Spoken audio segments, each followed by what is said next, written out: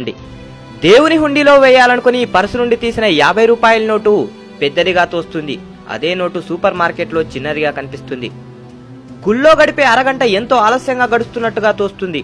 TV చూసే అరగంట వేగంగా గడిచినట్లు అనిపిస్తుంది. భగవద్గీతలో 10 పేజీలు చదవడానికి ఎంతో విసుగనిపిస్తుంది. టీవీ సీరియల్లోని 300 ఎపిసోడ్ అయినా ఎంతో ఆసక్తిగా అనిపిస్తుంది. దినపత్రికలో వచ్చేవి మనం నమ్ముతాం, కానీ పురాణాల్లో చెప్పేవి నమ్మబుద్ధి కాదు. క్రికెట్ ఆటని టీవీలో తెల్లవార్లు మేలుకొని చూస్తాం. ఉదయం కాసేపు భక్తి ఛానల్ చూడాలంటే నిద్రొస్తుంది. రికార్డింగ్ డ్యాన్స్ అంటే ముందు సీట్లో ఉంటాం. హరికథ అంటే ఆ ఛాయలకు కూడా పోము.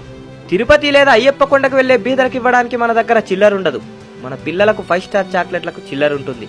ఇంకా చెప్తాను వినండి. మరణం అందరికీ ఉంది, కానీ మరణించాలని ఎవ్వరూ అనుకోరు. ఈ రోజుల్లో అయితే పరిస్థితి ఇంకా విషమంగా ఉంది. భోజనం అందరికీ కావాలి, ఎవ్వరూ వ్యవసాయం చేయరు. నీరందరికీ కావాలి, నీటి వనరులు రక్షించడానికి ఎవ్వరూ ప్రయత్నం చేయరు. పాలు అందరికీ కావాలి, కానీ ఆవును పాలించాలని ఎవ్వరూ అనుకోరు. నీడ అందరికీ కావాలి, చెట్లను నాటాలని వాటిని రక్షించాలని ఎవ్వరూ అనుకోరు. భార్య అందరికీ కావాలి, కానీ ఆడపిల్లలు పుట్టాలని వారిని రక్షించాలని ఎవ్వరూ అనుకోరు. ఎందుకు ఇదంతా? పుట్టేటప్పుడు ఏదో సాధించాలని పిడికిలు బిగించి మరీ ప్రాణం పోసుకుంటాం. పోయేటప్పుడు సాధించింది ఏమీ కూడా తీసుకుపోలేదని అరచేతిని ఆకాశానికి చూపించి ప్రాణాలు వదిలేస్తాం. జీవితంలో ఏది శాశ్వతం కాదు. ఎంత పెద్ద బంగ్లాలో ఉన్నా, ఎంత పెద్ద కారులో తిరిగినా, ఎన్ని పరుపులు ఎక్కినా ఇదే చివరి మెత్తటి పరుపు. బ్రతికున్న నాళ్ళు అందరినీ కలుపుకొని బ్రతుకు, అందరితో కలిసి నడువు, అందరినీ మెప్పిస్తూ బ్రతుకు. ఎంత సంపాదించామన్నది కాదు, ఎలా బ్రతికామన్నదే ముఖ్యం.